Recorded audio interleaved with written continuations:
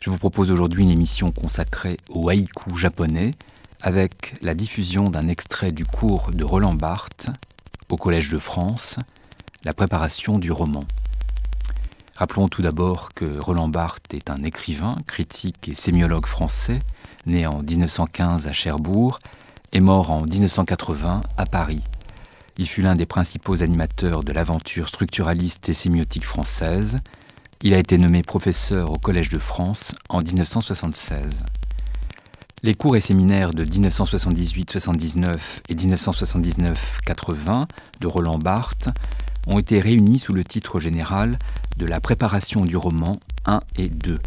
L'intitulé commun réunit dans la première recherche la notation du présent, où Roland Barthes s'interroge pour savoir comment passer de la notation du présent au roman, d'une forme brève, fragmentée, les notes, à une forme longue, continue. Il expose les différents types d'écriture, et en particulier celle du haïku, qui est pour lui la forme exemplaire de la notation du présent, d'un souvenir heureux, qui, par contagion, produit chez son lecteur ce même souvenir. Je vous propose d'assister donc au cours du 13 janvier 1979 de Roland Barthes au Collège de France, en vous demandant de bien vouloir passer outre la qualité parfois déficiente de ce document exceptionnel.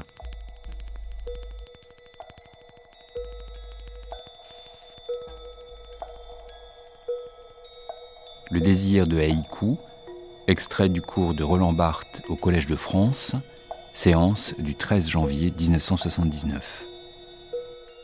La musique que nous enchante aujourd'hui, la grande musique classique, en tout cas précisément jusqu'à Beethoven, jusqu'au romantisme, c'était une musique qui finalement, la plupart du temps, pouvait être plus ou moins bien jouée par les amateurs qui, d'autre part, écoutaient cette musique des grands maîtres. Enfin, il y avait une circulation entre la consommation et la production. Il y avait, autrement dit, des amateurs. Il n'y avait pas de clivage défini entre l'amateur qui aime entendre et l'amateur qui aime jouer. Et pour la poésie, c'est la même chose. Alors, je dirais, tout le long du 19e siècle, jusque, en tout cas, au Parnasse ou au symbolisme, les sujets, les individus qui lisaient de la poésie classique, au fond, étaient parfaitement capables d'en faire. Ils en faisaient de la mauvaise, peut-être, mais ils en faisaient. Pas parce que la rhétorique, l'enseignement rhétorique, qui était l'enseignement de cette époque-là, eh bien, c'était un enseignement qui n'apprenait pas tellement à lire, mais qui apprenait à écrire. Ça a été le grand changement quand l'école laïque et universelle a substitué, et sans doute elle ne pouvait pas faire autrement, je n'en sais rien, c'est un problème d'éthique historique à examiner, cette école a substitué au mot d'ordre apprendre à écrire le mot d'ordre apprendre à lire. Et effectivement, maintenant, semble-t-il, il y a de ce côté-là un problème, je dirais un petit drame idéologique, ou même en un sens écologique, de la France actuelle. Il semble que le désir de production des œuvres, certes, existe, mais soit tout à fait marginal. Pas que, en tout cas, le nombre des amateurs qui ont envie d'écrire des chansons ou des poésies existe incontestablement, mais est très réduit statistiquement par la masse énorme des consommateurs. Et je veux dire que, car ce n'est pas une question de bonne volonté individuelle, il n'y a pas en France actuellement de forme poétique, pour en rester à la poésie, suffisamment populaire pour accueillir le désir de production. Et ceci m'amène en contraste à parler des Japonais, possesseurs de cette forme, le haïku, qui sur ce point sont plus heureux que nous. En effet, il y a chez les Japonais un désir ardent de haïku, peut-être une sorte de pulsion irrésistible de haïku. On peut sans doute trouver aujourd'hui quelques jeunes Français, j'en connais bien sûr, qui ont le désir fou de faire de la poésie. Mais évidemment, cette poésie, il n'y a aucune structure éditoriale d'accueil pour lui donner des lecteurs. Enfin, ça c'est un autre problème. Donc sur ce désir ardent du haïku chez les Japonais, je voudrais citer le témoignage d'un Japonais qui est Shiki, qui est l'auteur du premier haïku que je vous ai dit, qui est un haïkiste relativement moderne, qui est né en 1866 et qui est mort en 1902, c'est donc pas un grand classique du haïku, et il raconte ceci. Vers la fin de 1891, il était jeune, n'est-ce pas, il avait maintenant les 25 ans, j'avais loué une maison à Komagome où je vivais seul, passant mon temps à lire haïku et romans au lieu de mes livres scolaires. Enfin, je pense que c'est plutôt universitaire. 2 jours avant l'examen, je débarrassais mon bureau, remplaçant haïku et romans par mes livres de classe. Devant cette table, naguère chaos, maintenant net, j'éprouvais un sentiment de plaisir si violent que des haïkus se mirent à émerger en moi, faisant comme des bulles à la surface de ma conscience. J'ouvris un manuel. Impossible de lire une ligne. Un haïku était déjà formé en moi. Comme j'avais écarté la moindre feuille de papier vierge pour me consacrer exclusivement à la préparation de mon examen, je notais ce haïku sur la bajour. Et déjà, un autre se formait, puis un autre. En peu de temps, la bajour entier fut couvert de haïku. Donc, au Japon, le haïku, comme fabrication populaire, en tout cas très socialement généralisée, c'est une sorte de, comme on l'a dit, de sport national. C'est un sport national qui est pratiqué dans tous les milieux. Et bien que ce soit donc une forme poétique marquée par une origine extrêmement classique, comme pourrait l'être chez nous l'alexandrin, par exemple, eh bien, malgré cela, le haïku, paraît-il, occupe aujourd'hui encore une place importante dans la vie quotidienne du Japon. Il y a 60 revues de haïku, souvent très lues. Il y a des colonnes de journaux qui accueillent les haïkus. Et chaque dimanche, dans l'un des plus grands journaux japonais, le journal Asahi, A-S-A-H-I, veut dire l'aube, eh bien, il y a une page sur le haïku. En tout cas, il y a une rubrique des réussites de haïkistes amateurs. Et ces haïkus d'amateurs sont présentés par 3 éminents poètes.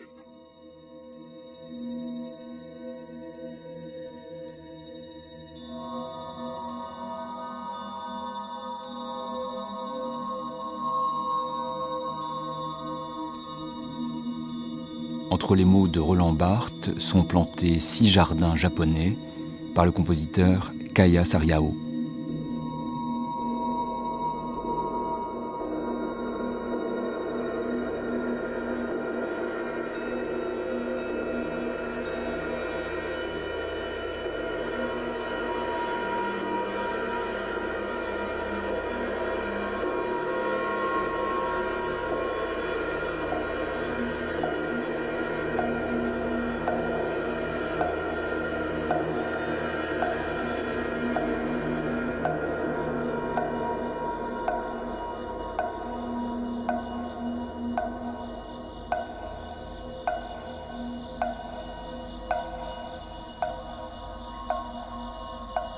Avec un taureau à bord, un petit bateau traverse la rivière, à travers la pluie du soir.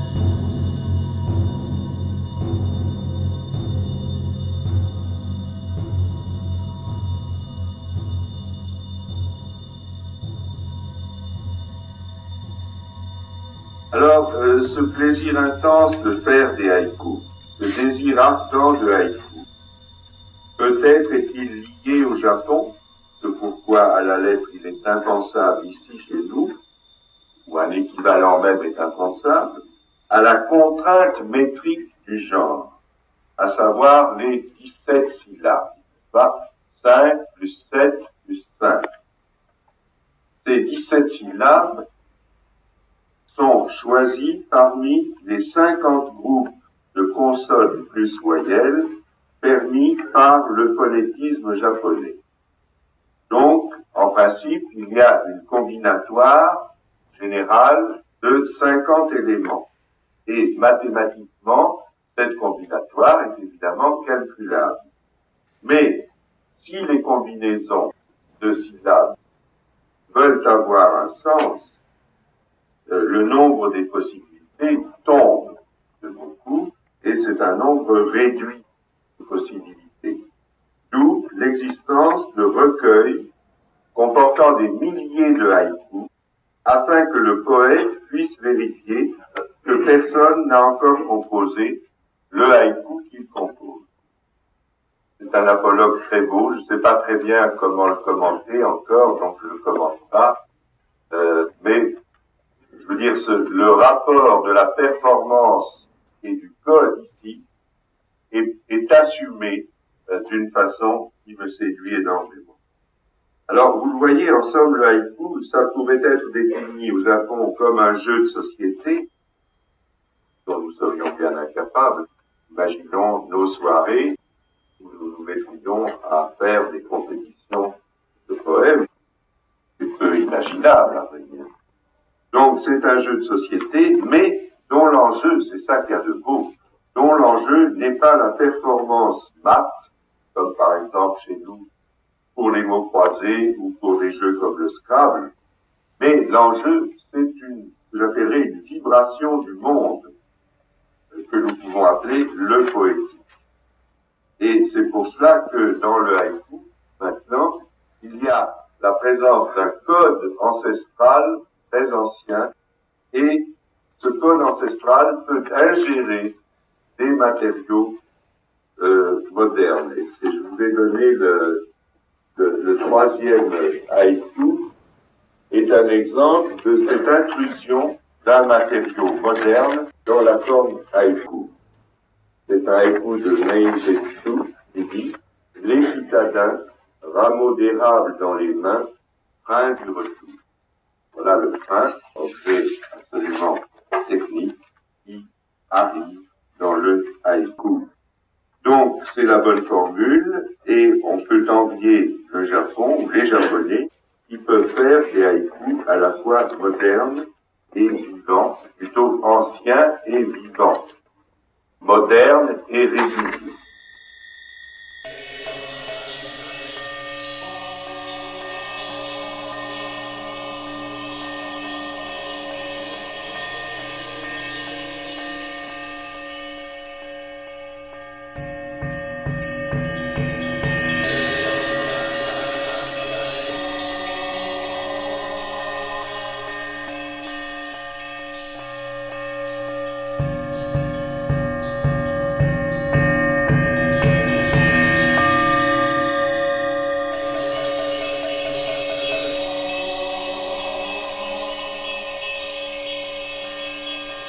Un jour de brume, la grande pièce est déserte et calme.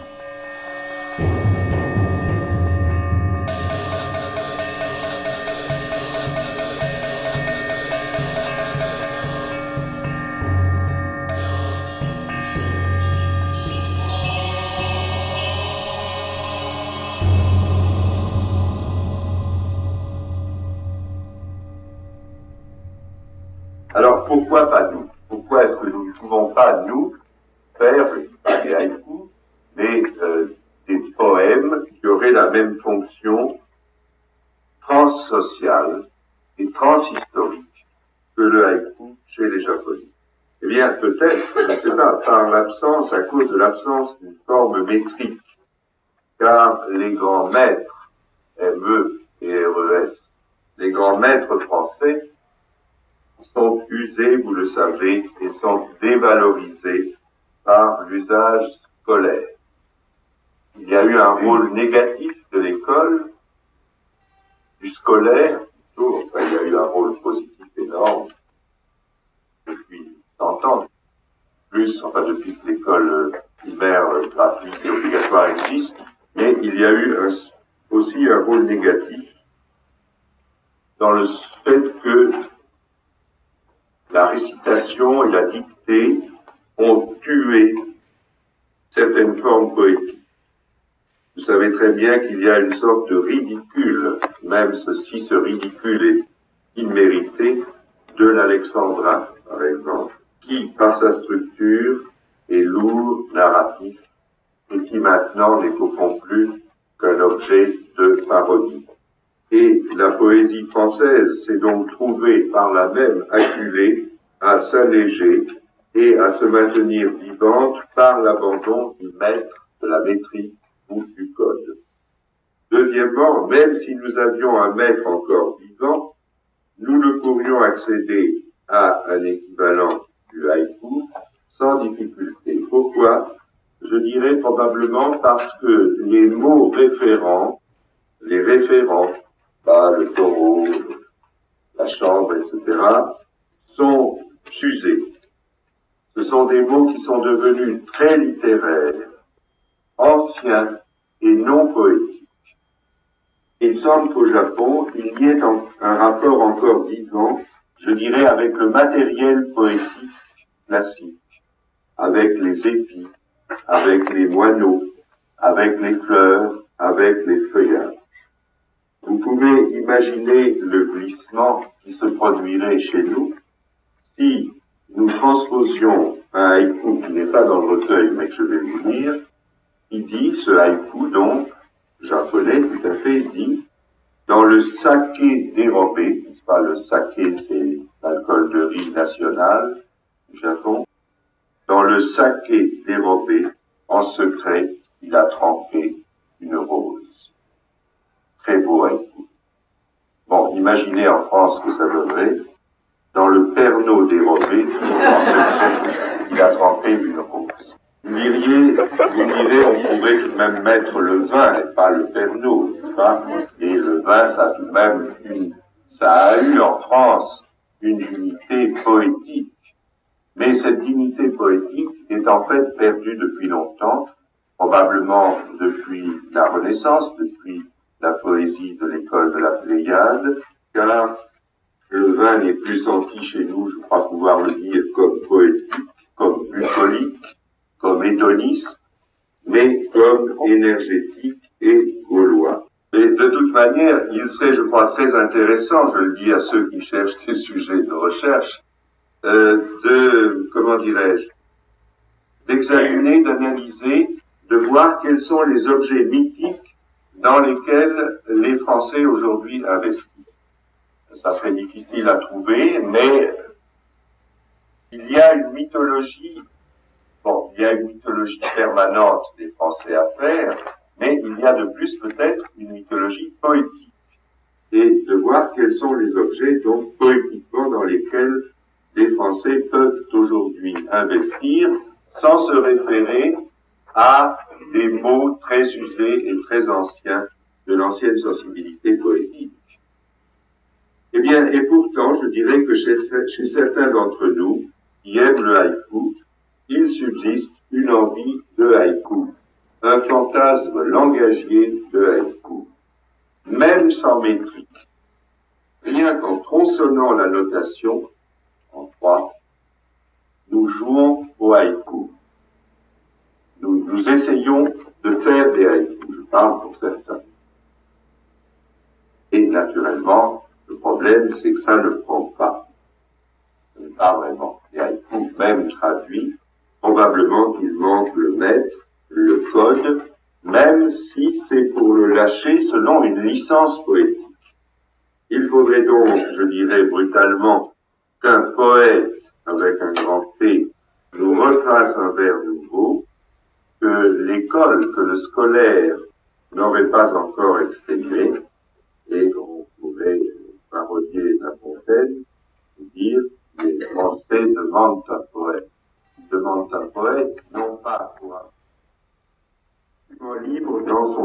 extension, sa multitude. Il n'y a qu'une seule contrainte interne dont je vais parler. La seule contrainte interne, autre que la métrique, c'est la référence à la saison. La présence d'un mot qui indique la saison.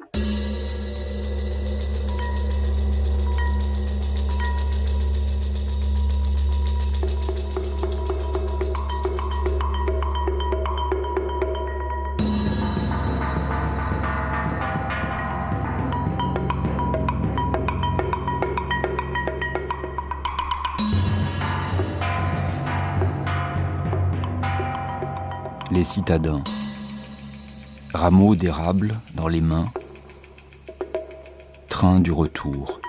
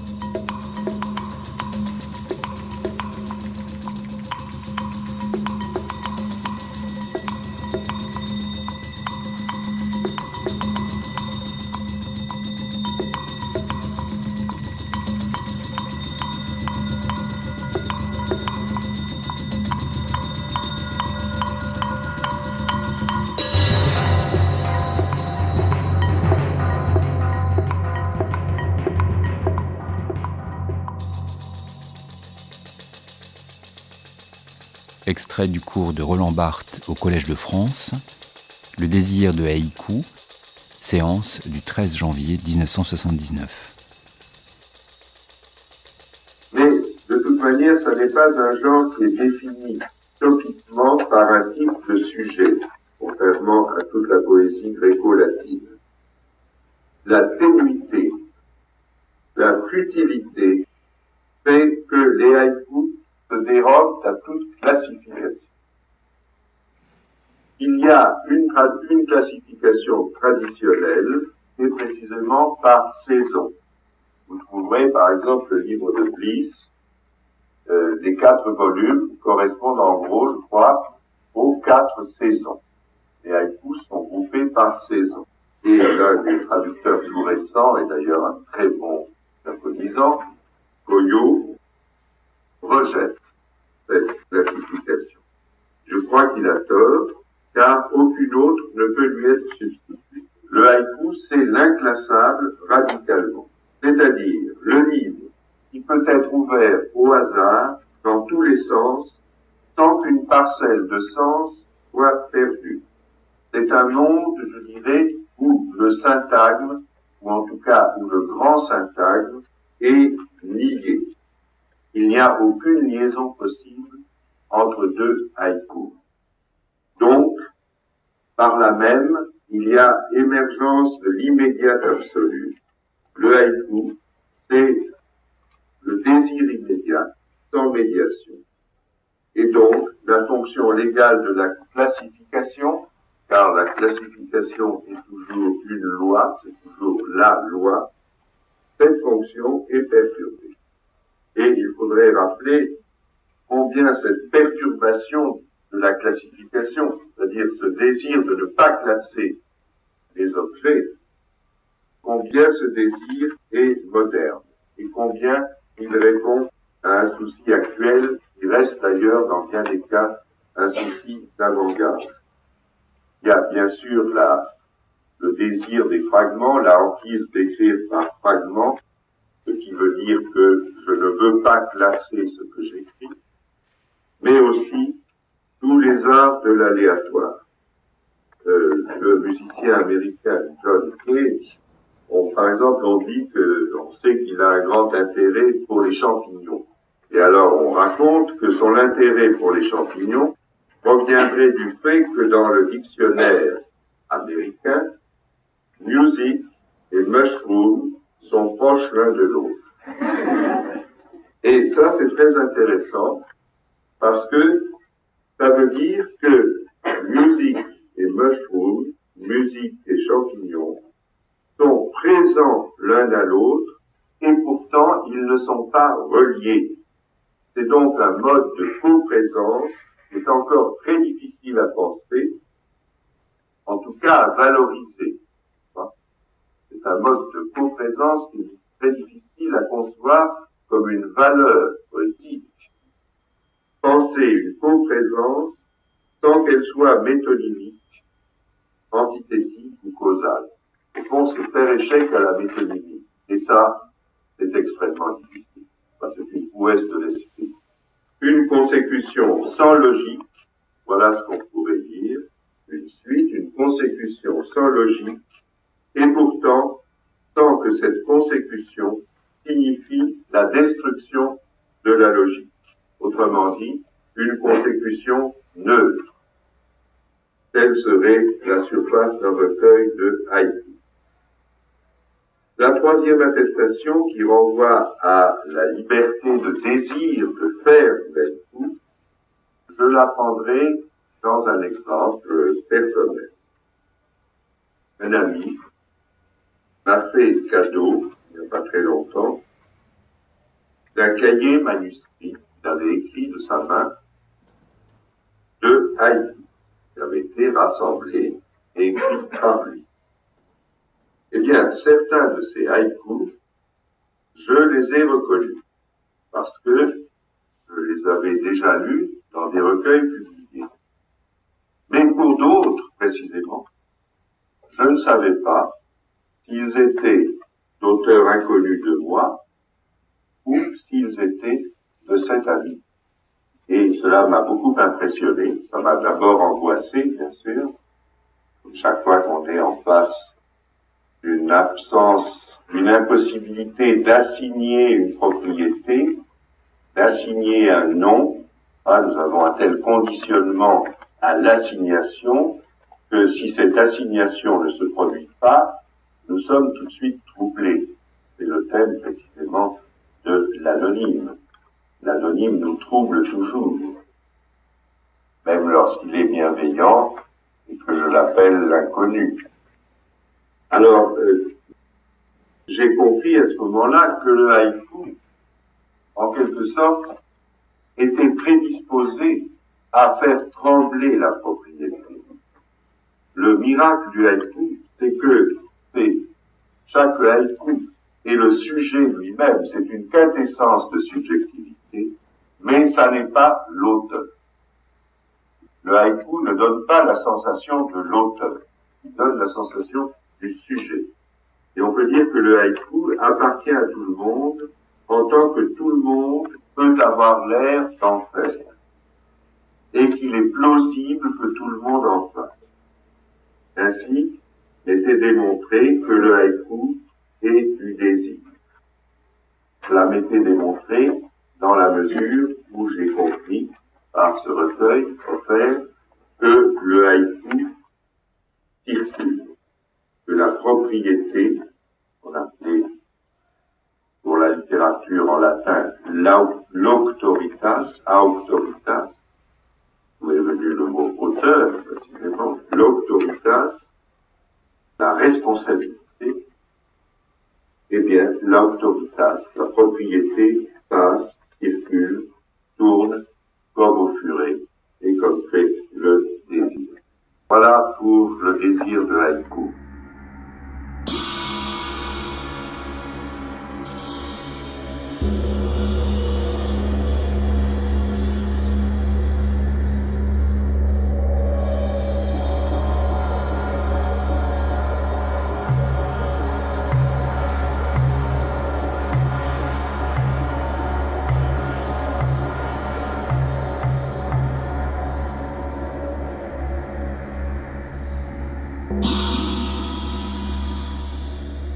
coucher, je vois passer des nuages. Chambre d'été.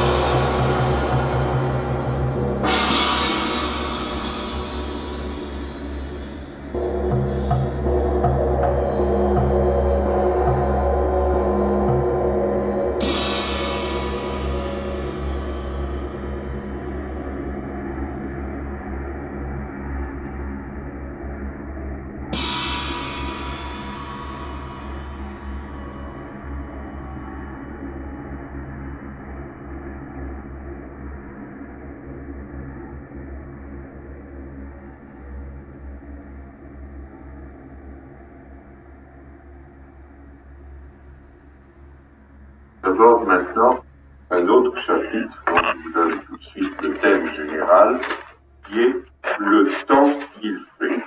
Le temps qu'il fait. Ah, le temps qu'il fait.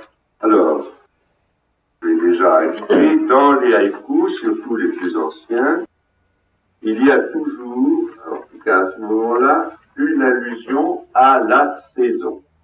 Printemps, été, automne, hiver. Cette allusion se fait la plupart du temps par l'intermédiaire d'un mot qui dénote la saison, le mot été, le mot printemps par exemple, et ce mot s'appelle le kigo, K-I-G-O. Le kigo, c'est donc on pourrait appeler le mot saison, mot-trait d'union saison. Alors ce kigo, ce mot saison, peut être ou bien le dénotant lui-même, par exemple la chaleur d'été, le vent d'automne. Vous avez vu, je crois, par exemple, dans le premier haïku que j'ai cité, il y a la pluie du soir. Non, ça c'est pas une saison. Mais vous trouverez très souvent des mots saison dans mon recueil. Mais parfois aussi, c'est peut-être une métonymie très claire et très codée, quand par exemple la fleur de prunier renvoie bien sûr au printemps. Et le kigo, c'est donc comme une note de base, c'est comme la tonique du haïku.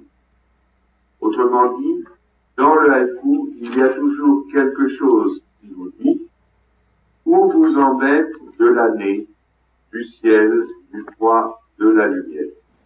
17 syllabes, mais vous n'êtes jamais séparés du cosmos sous sa forme immédiate, à savoir ce que les Grecs appelaient oikos, l'atmosphère, le point de la course de la Terre autour du Soleil.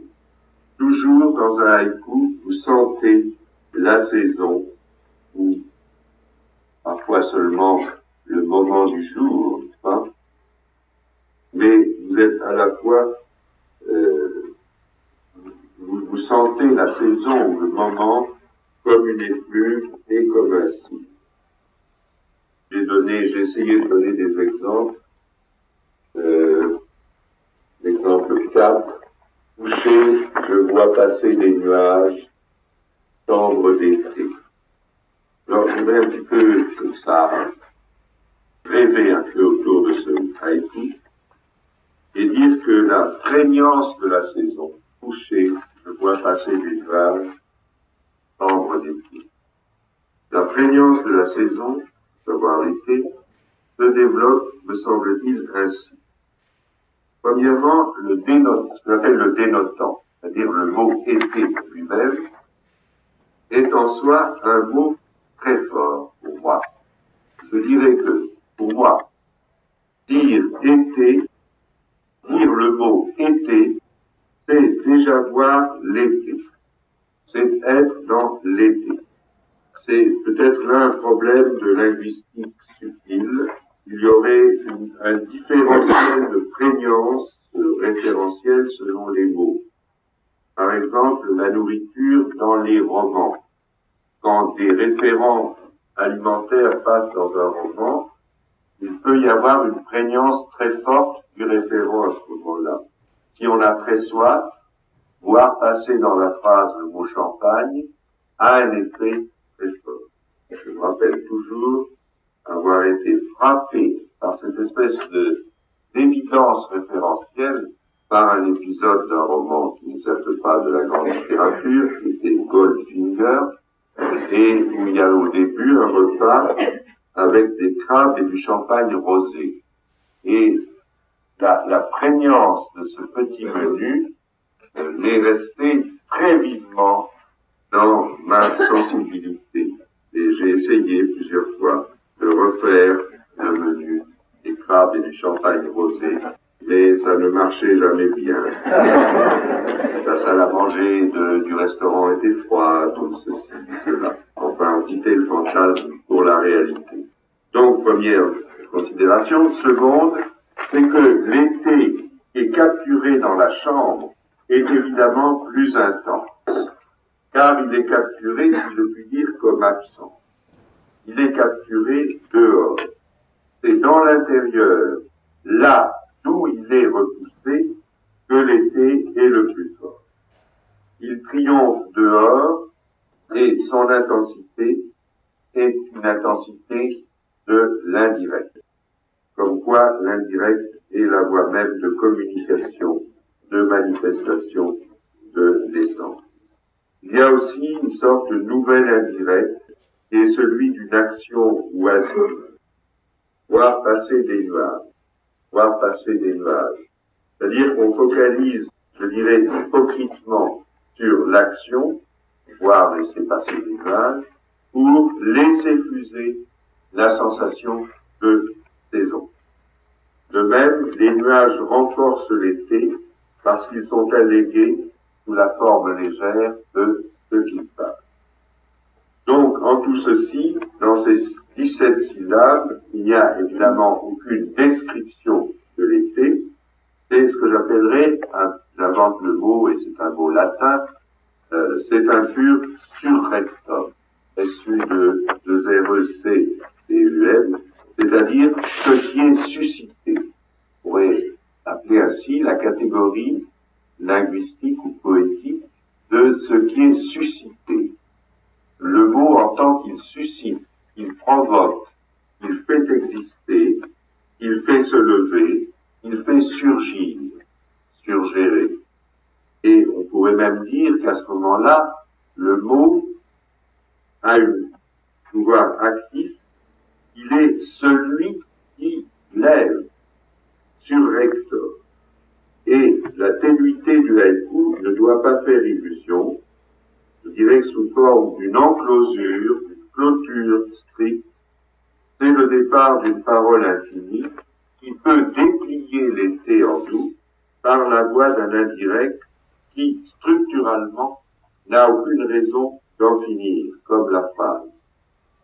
Vous savez que du temps où la linguistique était à la mode, si j'ose dire, un linguiste, je ne sais pas si c'est Chomsky ou enfin dans cette région de la linguistique, c'est un mot que je citais souvent, avait dit que chaque sujet ne tenait jamais qu'une seule phrase, puisque le principe de la linguistique chomskienne, c'est qu'on peut faire des phrases à l'infini, que là c'est une structure qui se démultiplie à l'infini, c'est un arbre sans fin, on peut toujours ajouter des incises, des subordonnées, des épithètes, et rien, absolument rien ne vous oblige à finir une phrase.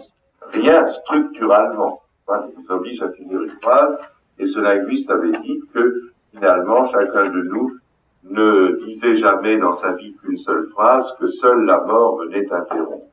C'est très beau, car en fait, si nous interrompons nos phrases, c'est pour des raisons, je dirais, non structurales. C'est ou bien parce que c'est l'habitude, ou bien parce qu'on se fatigue, ou bien parce qu'on pense qu'on va fatiguer l'autre. Enfin, ce sont des raisons qui ne sont pas des raisons structurales. La phrase n'a aucune raison de finir. Eh bien, de même, on pourrait dire que le développement implicite du haïku est infini. Et on pourrait concevoir tout un roman ou tout un film, puisque maintenant c'est au fond le film qui a pris souvent le relais du roman, donc tout un roman qui serait continuellement l'indirect de l'été. Et je dirais que déjà notre haïku dit en 17 syllabes à peu près la même chose que Proust, disant en une ou deux pages serrées l'été à partir de la chambre d'hôtel de Balbec. Donc le haïku est bref, mais il n'est pas fini, il n'est pas fermé.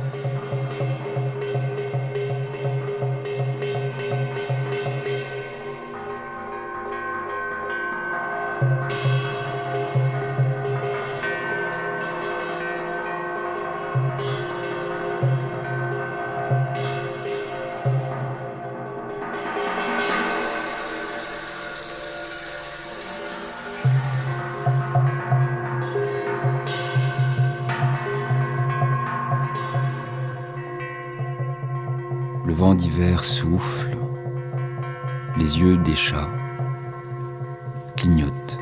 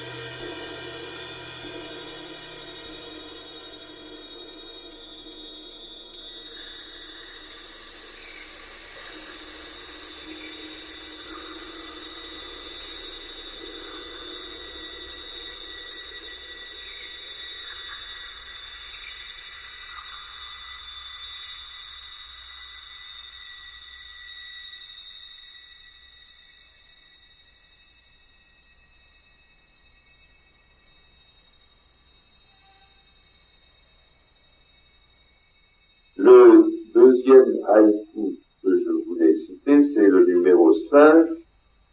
Le vent d'hiver souffle, les yeux des chats ignorent. Alors je trouve ce haïku merveilleux parce que il me donne, il est incroyable, parce qu'on aime bien la littérature évidemment, mais ce haïku me fait sentir personnellement l'hiver. C'est une sensation absolue, immédiate, évidente, irrécusable d'hiver. Et tout le long discours de la télévision actuelle sur l'hiver actuel m'a produit beaucoup moins la sensation d'hiver que ces trois petits hivers. Et on pourrait dire à la limite, ça essaye, le haïku, essaye de faire avec ce peu de langage, trois petits vers, ce que le langage ne peut pas faire. Par principe, et qui est de susciter la chose même. Donc le haïku, ce serait le langage en tant que limite extrême de sa puissance et de son efficacité. C'est là où le langage, à la fois, sait qu'il ne peut pas faire exister la chose, mais y arrive presque. C'est la vie.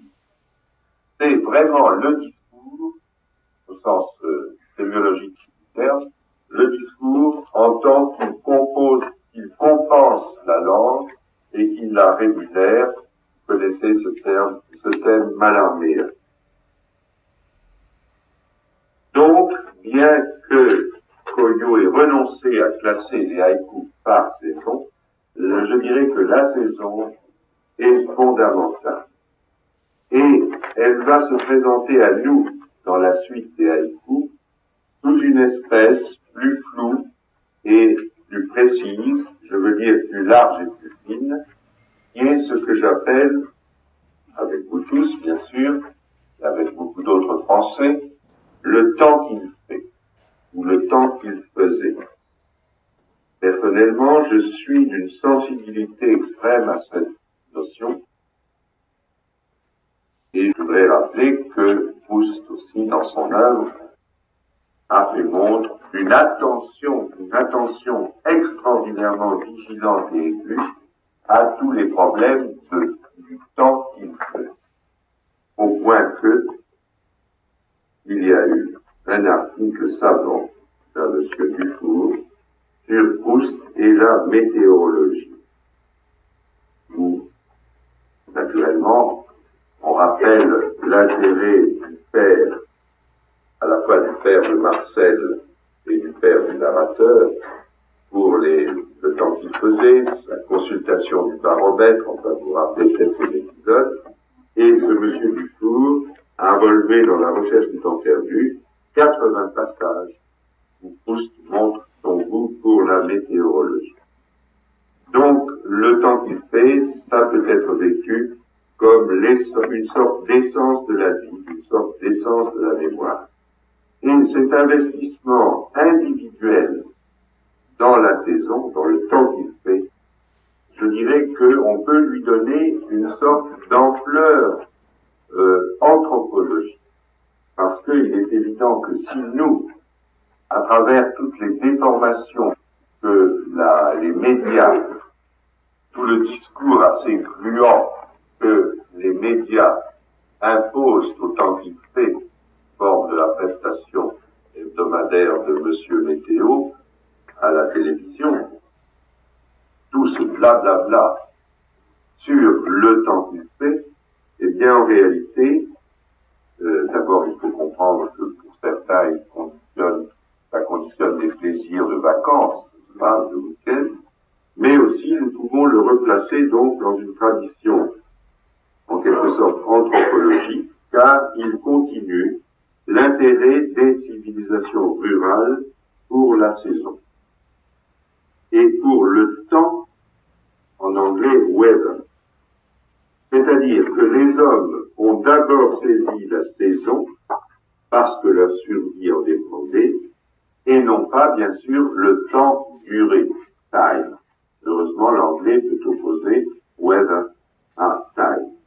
C'est-à-dire que, en sentant le temps saison, weather, ils ont senti, je dirais, la différence et le retour.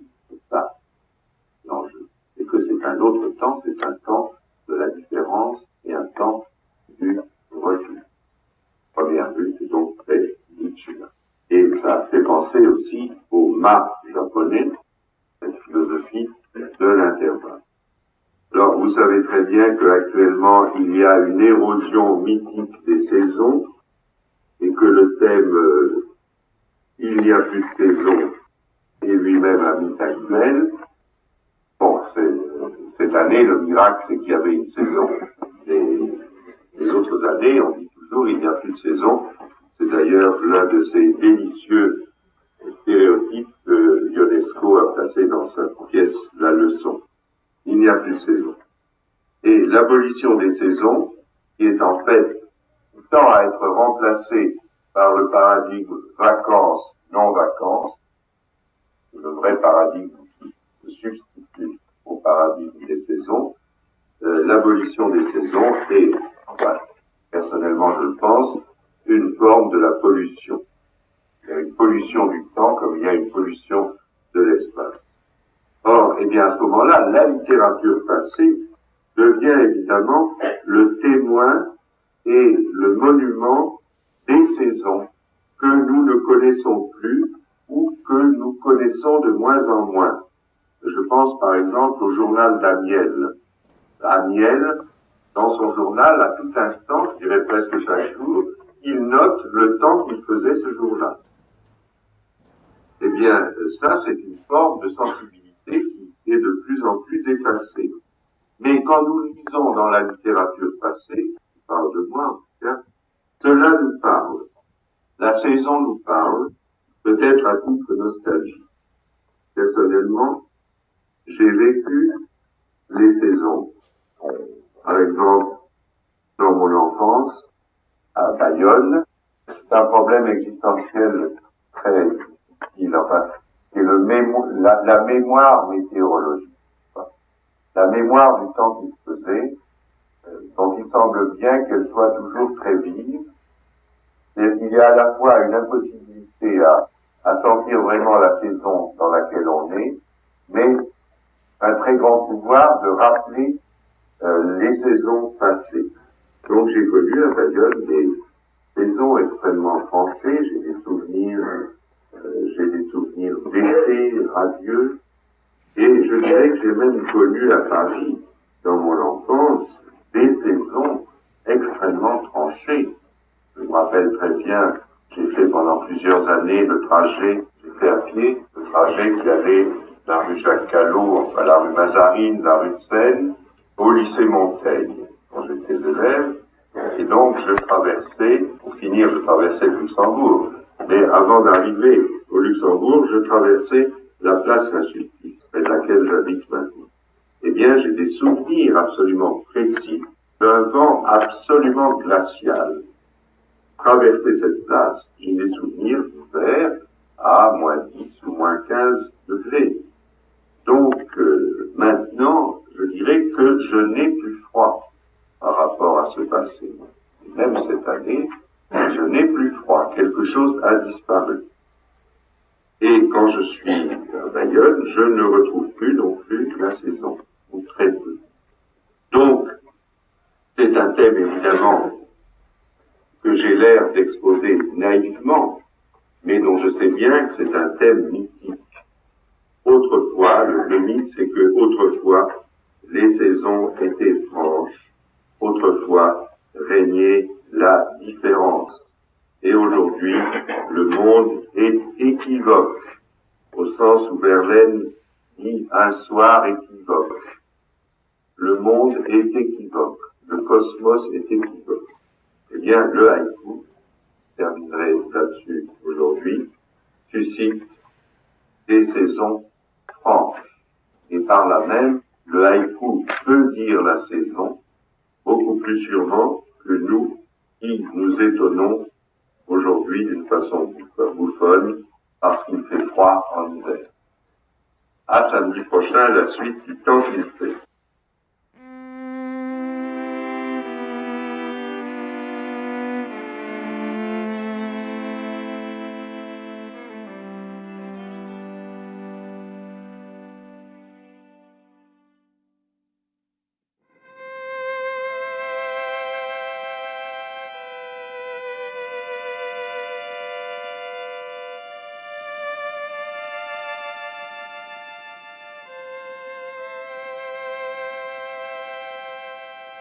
C'était La poésie n'est pas une solution, une émission proposée par Frank Smith, consacrée aujourd'hui au cours de Roland Barthes sur le haïku, prononcé le 13 janvier 1979 au Collège de France. Les cours au Collège de France de Roland Barthes, audio et texte, sont publiés aux éditions du Seuil. La poésie n'est pas une solution, réalisation Gilles Mardy-Rossian, identité sonore Laurie Anderson, Aide à la production Daphné Breitenbach. Mixage Manuel Couturier.